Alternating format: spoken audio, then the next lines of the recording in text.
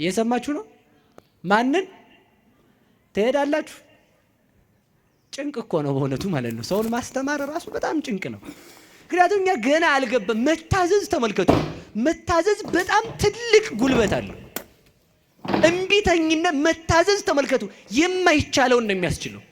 ድንግል ማርያም የማይቻለውን የቻለችው በምኗ ነው? በመታዘዟ እኮ ነው። አንድ አባትም አድርገውታል። አንድ አባ ዮሐንስ የሚባሉ አባት ነበሩ። ጻድቅ ናቸውና አርፈዋል። እሺ በዚህ ዘመን ያለ ሰው አላልኩም አደራችሁን። እና እሳቸው አንዱን ተማሪያቸውን ሂድና አንበሳውን አባ ዮሐንስ ይጠራል ብለ ይዘውና አሉት። ሄደና ጎዳና ሲጀምር ቆይ ቆይ ቆይ አሉት። እሺ እንካ በእጅ ስጋ ያዝና ጆሮውን ይዘውና አሉት። ማንን ነው በሉ ንገሩኝ እንጂ ይቻላል? እሺ ብሎ ሄደ ማለት ነው። እሺ ስላለ ተመልከቱ ወይም የመታዘዝ ጉልበቷ ምን ያህል እንደሆነች አስቡ። እሺ ብሎ ሄዶ ስጋውን እያሳየ ተመልከቱ። ሊጎረስ እኮ ነው። አሁን ትሄዳላችሁ? ውሻ ራሱ ታመጣላችሁ እናንተ?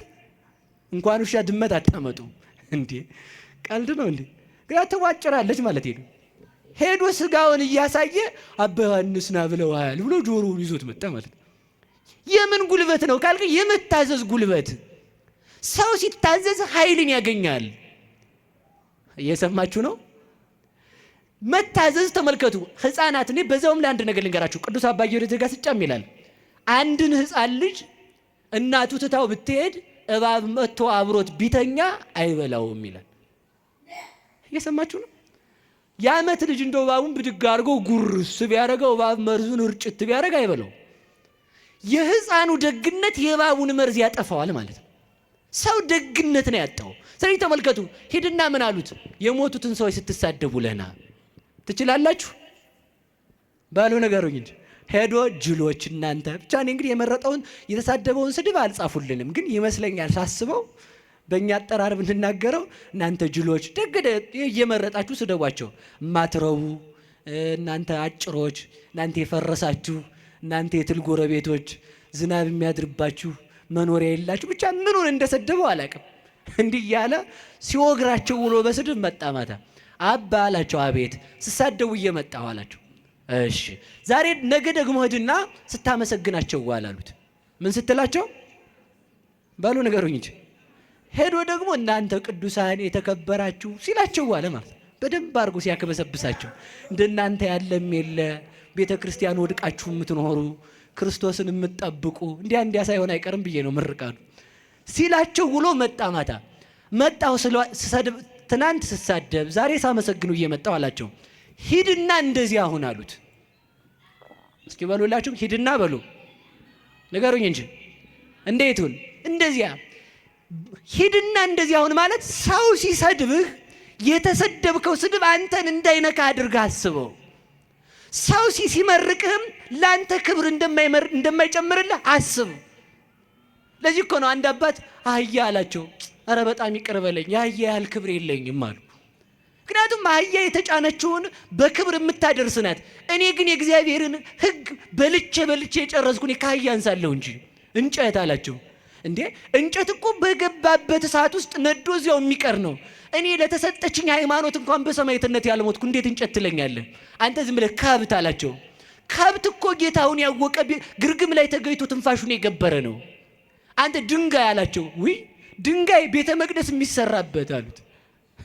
አሁን ሰው የሚሰድባችሁን እኮ ማሳጣት ትችላለህ። በጣም የምንናደደው እኛ ምን ስለሆነ መስሏችሁ ነው?